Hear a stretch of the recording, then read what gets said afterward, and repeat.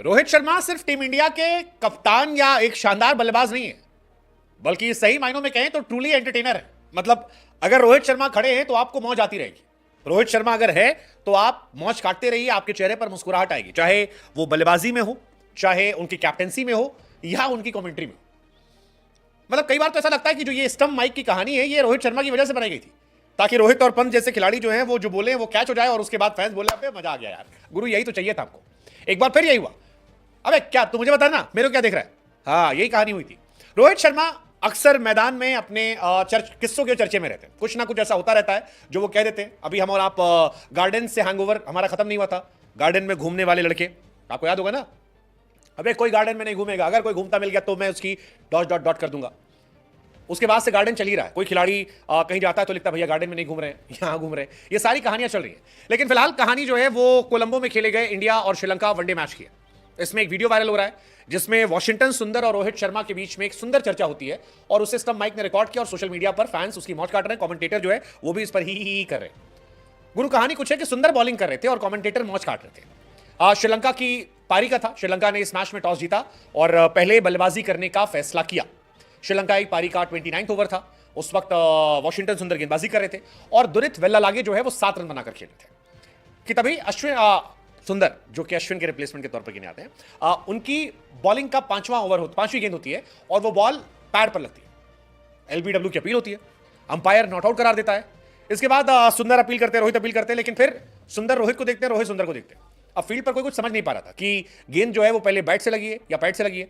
अब क्योंकि रोहित शर्मा पीछे खड़े थे तो लॉजिकली वो बता नहीं सकते थे कि भैया गेंद पहले कहां हिट हुई है। और जब सुंदर उन्हें बड़ी सुंदरता से देखते रहे तो रोहित ने बोला अबे ओए मुझे क्या देख रहा है, मैं थोड़ी ना बताऊंगा तुझे मेरा क्या देख रहा है। और उसके बाद सब हंसने लगे, कमेंटेटर्स जो थे वो जोर जोर से हंसने लगे। भाई देखो अभी देखो, फैंस जो थे वो मौज काटने लगे। क्लिप सोशल मीडिया पर वायरल हो रही है। हालांकि बढ़िया हुआ ये फैसला नहीं लिया गया, क्योंकि बाद में पता लगा कि गेंद जो थी वो वेल्लालागे के बल्ले के मिडिल पर लगी थी। लेकिन लोगों को याद आया कि रोहित शर्मा की कमेंट्री जो है वो अलग लेवल पे चलती है। आप याद कीजिए, आईपीएल चल रहा था, ईशान किशन और रोहित खड़े थे, दिनेश कार्तिक बल्लेबाजी कर रहे थे और रोहित की टीम के सामने आरसीबी से खेलते हुए कार्तिक फेंटा लगा रहे थे और रोहित भाई ने कहा अरे वर्ल्ड कप की तैयारी चल रही है तो वहां पर भी काफी लोगों ने मौज काटी थी कि यार दिनेश कार्तिक को ईशान किशन के सामने जिस तरह से कहा कि वर्ल्ड कप की तैयारी चल रही है, वर्ल्ड कप खेलेगा खेलेगा लड़का, वो काफी चर्चा में रहा। गार्डन वाला तो रहा ही, सरफराज के साथ बहुत सारे किस्से हुए थे। सरफराज आपको याद होगा जब गए थे हीरोपंती मत कर, हेलमेट ला गया।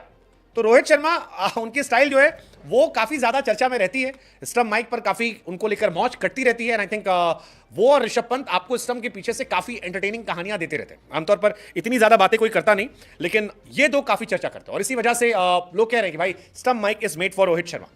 हालांकि आपको याद दिला दें कि रोहित काफी समय के बाद खेले थे, 9 महीने के बाद वनडे सीरीज में खेलने उतरे थे और आते ही 50 रन ठोक दिए, 47 बॉल पर 58 रन ठोके। और जिस तरह से बल्लेबाजी की, लोग कह रहे थे कि यार इस लड़के में दम है, अभी भी 37 साल की उम्र में जो उनमें दमखम है वो अनमैचेबल है। जब तक वो खेल रहे थे ये पिच अलग नजर आ रही थी, जब वो आउट हो गए तो ये पिच अलग नजर आ रही थी। इस मैच में कई सारे माइलस्टोन भी रोहित ने बनाए, 15,000 रन पूरे कर लिए इंटरनेशनल क्रिकेट में, सेकंड फास्टेस्ट प्लेयर थे जो 15,000 रन बनाए।